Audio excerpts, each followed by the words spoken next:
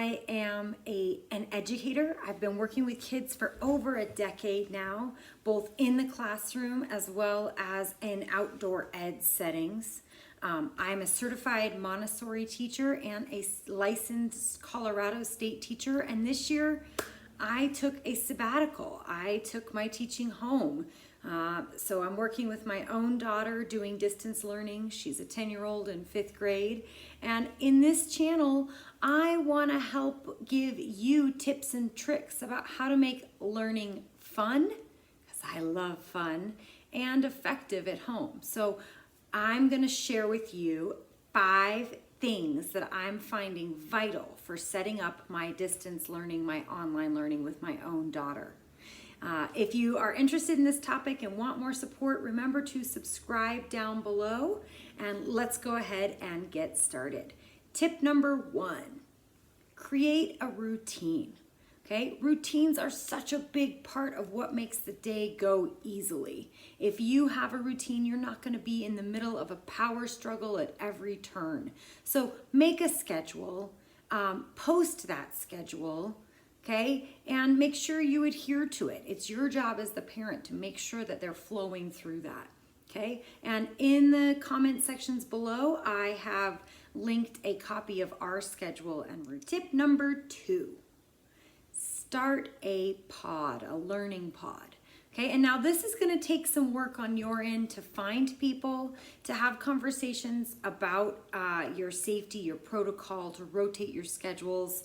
And some of that is going to be conversations about what happens if someone does get sick. Okay, so we're in a learning pod. Pods help for so many reasons. One of the reasons they help is because there's like this positive peer pressure that happens with kids where when there are other kids around who maybe love writing or love math, and maybe your kid has a challenge with that or isn't as excited about it, they'll follow the other kids into doing the work with a lot less struggle and hopefully some more play and joy. Joy, play, fun. Joy, play, fun. Woohoo! In the comment section below, I've also linked a copy of the questions I used to interview some other people about joining a pod and creating some protocols and procedures. And I also want to say the other reason I really like having a pod is because it gives me a chance to discuss what's going on with my kid and their learning. As a teacher, we had weekly, we discussed kids' progress, we tailored our approach to them, we problem solved, and having that adult to discuss with who maybe isn't your spouse is going to be really helpful. So again, I've also linked down below some weekly questions to discuss the learning about your student and their students. And remember, you can't take that feedback personally. It's going to be a moment where, and you want to deliver it in a way that's professional. Okay, so if you can get a pod, if you can agree on your procedures and your protocols, and then you can discuss weekly the learning for your kids and their kids in a professional way, it's going to help make the education much more fun. Okay, tip number 3. So we are incorporating movement. If you looked at our routines down below, we are incorporating quite a bit of movement and novelty, and that is tip number 3. Okay, so there are some pros of being at home, even though mostly it's just difficult. There are some things that are unusual. For instance, doing something with the pets. So you'll notice in our schedule, we've included horse training or dog training as one of the activities of the day. You could incorporate yoga, you could incorporate cooking. We're gonna take advantage of the fact that we aren't locked into a 9 o'clock start or whatever. And we're gonna go biking or skiing once it starts to snow here in Colorado. I can't wait. So put that in. Get some feedback from your kids about what are the things they love to do at home, and put that in the schedule and include that movement. It's going to be super helpful to get away from the screen, to go get the blood flowing, and to find the positives. It's our job as the parents to help them see the positives and accentuate them. Okay? Tip number 4. You're going to want to advocate with your teachers. Okay, so some of this advocation might be, hey, doing music by watching a video and then writing about it isn't working for our kid. We're going to instead do online lessons through YouTube, or we're going to find other ways to practice that skill. Also for us, our teachers were uploading PE assignments that were very much like, read this and write about it. And we were like, no, we got to run. We got to get some activities. So communicate with your teachers and advocate for your child's needs to get off the screen a little bit during the day and to incorporate some maybe more authentic learning. I mean, we have to be aware as parents that a lot of these teachers are not only teaching kids in front of them, but then they're teaching our kids online, and it takes a lot of work to write those directions. I remember when we first started distance learning in the spring, one of the teachers that I follow said, gosh, it's like writing sub-plans for a 10-year-old. And of course it is. It's very difficult. So advocate for them to have different ways to respond or interact, especially with those kind of specials. And if they're taking a lot of time or it's stressful for your kid, communicate with your teacher and ask for what you need.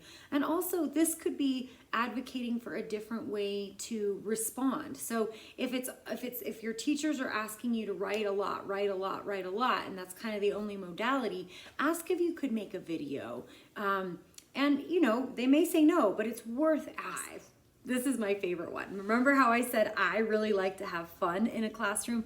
I feel like I'm actually a kid at heart. I'm 10 years old somewhere inside, and I get that they need to play, and we need to make it fun for them. And here's some of the ways that I like to make it fun in my classroom. So I've linked these down below so you can look at them.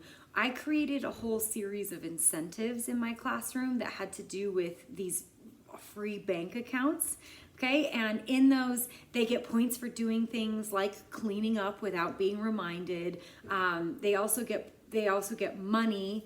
It's just a number that you're inputting, but I put it in there, and they get it for doing a superb job with their writing, using the adjectives or what have you, or it can also be for increasing their speed with their math facts. So find a way to create some incentives. And then what we did with those in my classroom was every quarter, so fall break, Christmas break, spring break, end of the year, we would have an auction, and they would get to bid on things, and they got to put things in the auction. So I highly recommend that you find some way to incentivize the things that you want and have them have something to look forward through too. It pulls them through. So with Make It Fun, I do a lot of reflection in my classroom. So linked down below, you'll see Rose, Bud, and Thorn. So this is something we do at the end of the day, where we reflect and we think about our day, and we think about the good, the rose, the bud, something we're looking forward to, and the thorn, something that was hard for us today. And we just listen. It's not a space to comment or problem solve. It's just a place to be heard. So I highly recommend that you put in some rituals and little reflections. Another one that I have really enjoyed is we have a gratitude box at my house, and I had it